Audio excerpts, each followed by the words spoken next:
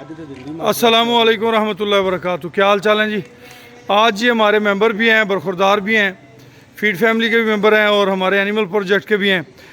बरखुरदार सगीर अहमद साहब, क्या हाल चाल हैं जी। ठीक ठाक, ठीक हो माशाल्लाह। एक दफ़ा पहले आए सो हाँ जी, पूरी आबोताब नाल, उदों ते हुण तुसीं फार्म विजिट करके आए हो, की तब्दीली महसूस की है? बहुत जबरदस्त माशाल्लाह, बड़ा जबरदस्त, अगे नो इंप्रूवमेंट है। बिल्कुल बिल्कुल। ये मेरा वो बरखुरदार पत्री है जी, सगीर शोरकोट वाला, जिहदी लिस्सी गां मझ आंदी सी सामने, तो मैं कहता जी सगीर ने तोहफे भेजे ने, पर हुण माशाल्लाह सारे ही तोहफे सेहतमंद ने, हेल्दी ने अल्हम्दुलिल्लाह।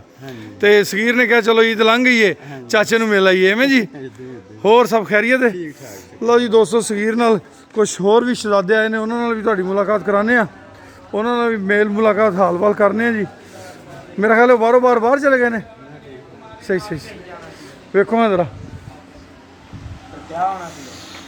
लो जी माशाल्लाह, तुहाडीआं दुआवां नाल, रब्बे करीम दे करम नाल इंशाअल्लाह उम्मीद है कि नैक्सट मंथ जिहड़ा ना वो साडा खल बनौला वाला प्रोजेक्ट जिहड़ा वो भी स्टार्ट हो जाएगा।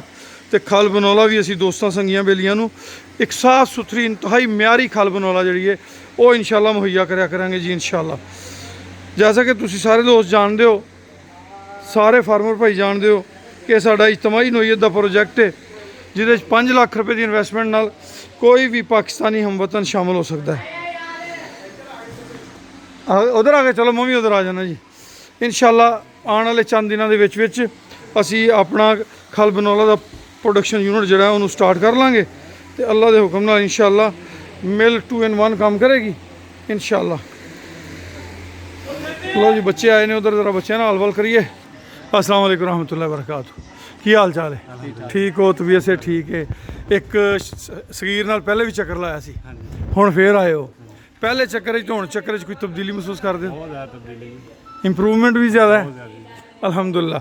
तो जानवरों की सेहत वगैरह माहौल इंशाअल्लाह जो अगली बार आओगे इस तो भी चंगा होएगा।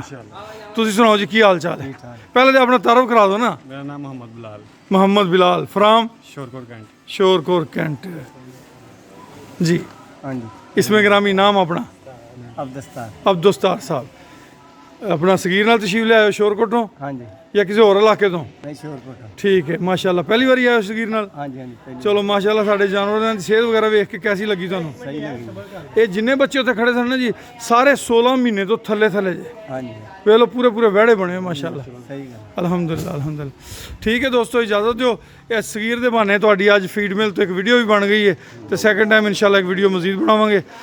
लोडिंग की अज मेरे ख्याल कोई गड्डी लोड होनी है इथों, तो बाकी हाल वाल करते रहेंगे जी। खुश रहो, आबाद रहो, अल्लाह पाक तुहाडा सारियां दा हामिया नासर होवे जी। खुश रहो, आबाद रहो जी।